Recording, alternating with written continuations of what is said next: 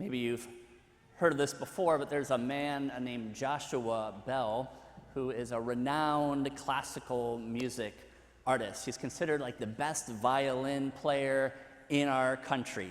You know, he's just is expert. He sells out concert halls, he's award-winning, all this stuff.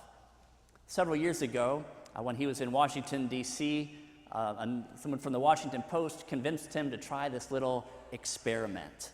So one morning, during rush hour, he went to the subway station wearing just like a t-shirt, baseball hat, and took out his $3.5 million Stradivarius and opened up the case and just started playing just beautiful, beautiful classical pieces.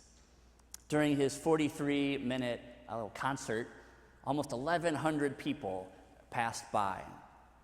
The number of those who stopped to listen, even if just for a minute, was 7. And in his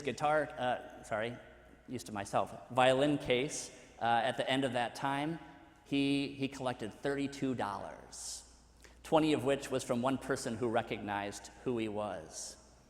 Now, of course, there's always naysayers, so some of the criticism is that, he's a professional player, he's not a street musician. If he was really a street musician, he would have known better how to engage a crowd and how to get more money and all that kind of stuff. But I think that buries the lead. That I think the lesson here was that in the midst of just our hustle and bustle and everyday life, it's so easy to just walk past just the greatness that's in front of us, to not appreciate the greatness, the great gift that is in front of us, like a world-renowned violinist giving people a free concert there in the subway station. Our first reading today from Exodus, we have the people of Israel who had been freed from 400 years of slavery, and they had just experienced, of course, the Passover. They had just experienced the parting of the Red Sea that they were able to walk through, and then Pharaoh's chariots and charioteers were swept away so they could continue on in freedom. And so they get further on in their journey into the wilderness, and suffice it to say they're hungry, which is legit. But here they grumble against Moses. After all that God had just done for them, they grumble against Moses. Why did you lead us out here to die? And they actually want to go back to slavery in Egypt because at least they had stew in the crock pot there. But even with their grumbling, of course, God and his love for them provided. He continued to provide for them, and he sent them this manna from heaven. As we heard in the morning when the dew evaporated, there was these flakes on the ground. Of course, they didn't really know what it was. They asked, "What is this?" Maybe that's actually what manna means. What is this? So it's funny, they actually never gave it its own name. They never renamed it. They just ate, what's that stuff, for 40 years. Eventually, they would, of course, decide it wasn't, what God provided was not a diverse enough of a diet for them. And so, in Book of Numbers, we hear them say, we are tired of this wretched food. So in our psalm that we just prayed, right, the centuries later, the author of that psalm, he says, let me declare the wonders of God, like the time that he commanded the skies and opened up the doors of heaven and rained down manna for them to eat, this heavenly bread. And man ate the bread of angels that God provided in abundance. But back in the moment, they're like, oh, manna again. Failed to appreciate, to recognize the greatness of the gift that God had provided for them in their wandering.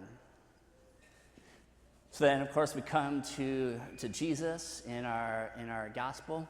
Again, he just fed the thousands of people, which is many fish sandwiches as they wanted. They're like, well, this is great.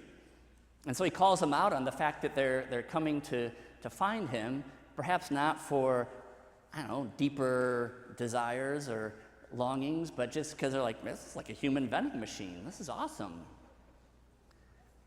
Of course, he challenges them to know that he's there for something way deeper for them, that he's going to fill them in every way. He even talks about, reminds them it was the Father who gave the bread from heaven, and the Father is going to continue to provide for his people in their wanderings. He says the Father is going to provide this bread that wells up for eternal life. And they're like, that sounds great. Of course, Jesus says, I am the bread of life. They say, sir, give us this bread always, but they probably didn't realize when he was saying, no, I am the bread of life, of eternal life. And they didn't quite get the greatness that was in front of them and the unbelievable gift of God, his Son there to bring them life. It's Jesus who would say, I've come that they might have life and have it in abundance.